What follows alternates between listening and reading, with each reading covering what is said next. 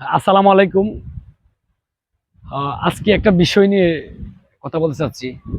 সেটা হচ্ছে আমরা দেখি যে আপনার বহির্বিশ্বে না, শুধু বাংলাদেশেও না, যে মেধাবী যারা আছে বা জ্ঞানী যারা আছে বা শিক্ষিত যারা আছে, তারা কিন্তু সবসময় সব জায়গায় কিন্তু সমানভাবে তার কর্মদক্ষ দেখাতে পারে না।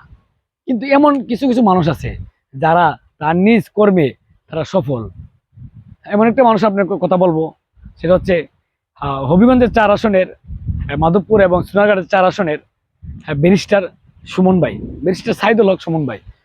ওনার যে কার্যক্রম, ওনার যে মেধা, ওনার যে জ্ঞান, এই জ্ঞান উনি এমনভাবে কাজে লাগিয়েছেন।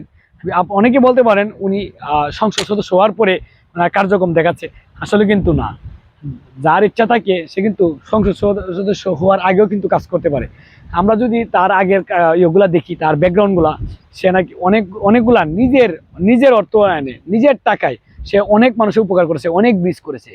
কিন্তু আজকে সে সংসদ সদস্য হওয়ার পরে আমরা একাধিক, মানে এই আগের চেয়ে একাধিক প্রমাণ পাচ্ছি যে বর্তমান কাজগুলা, যেমন আমরা দেখি যে পার্শ্ববর্তী উপজেলা যে নাসির কি বলা হয়, মাধবপুর এবং সোনারঘাটে যে বিদ্যুতের যে বেহাল অবস্থা ছিল, এটা অনেক উপরে নিয়ে গেছে।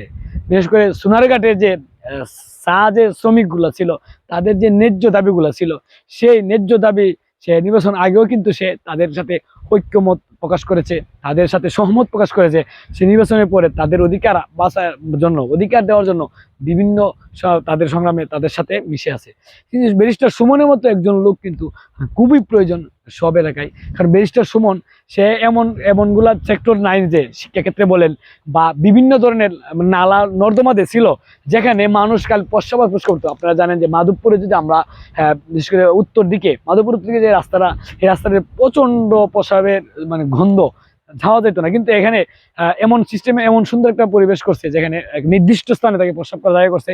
আবার একাধিক যে নালা নালা আছে, নর্দমা ছিল, এগুলারে এমনভাবে পরিষ্কার করছে, করে কিন্তু কি করছে, পর্যটন কেন্দ্র করে ফেলছে। অর্থাৎ একজন মানুষ যদি তার সদ ইচ্ছা থাকে, চেষ্টা থাকে, তার যদি একাগ্রতা থাকে, তার মনে চেষ্টা থাকে যে তার গ্রামকে, তার এলাকাকে উন্নত করবে, তাহলে অবশ্যই ব্যারিস্টার সুমনের মতো, ব্যারিস্টার সুমন ভাইয়ের মতো এরকম চিন্তা চেতনা নিয়ে কাজ করলে, যেখানে নালা নর্দমা থেকে পর্যটক কেন্দ্র করা যায়, যেখানে বিদ্যুৎবিহীন মানে একাধিকবার লোডশেডিং হয়েছে, সেখানে এখন বিদ্যুৎ নাই, মানে না যায় বললেই চলে। যেখানে চা শ্রমিকদের বিভিন্ন সমস্যা ছিল, এই সমস্যার সমাধানে সে কাজ করে যাচ্ছে। সে খালি একরকম না, পার্সোনাল অনেক সমস্যা আছে যে সুমন ভাইয়ের কাছে যায়, গেলে তার কাছ থেকে সমাধান পায় না।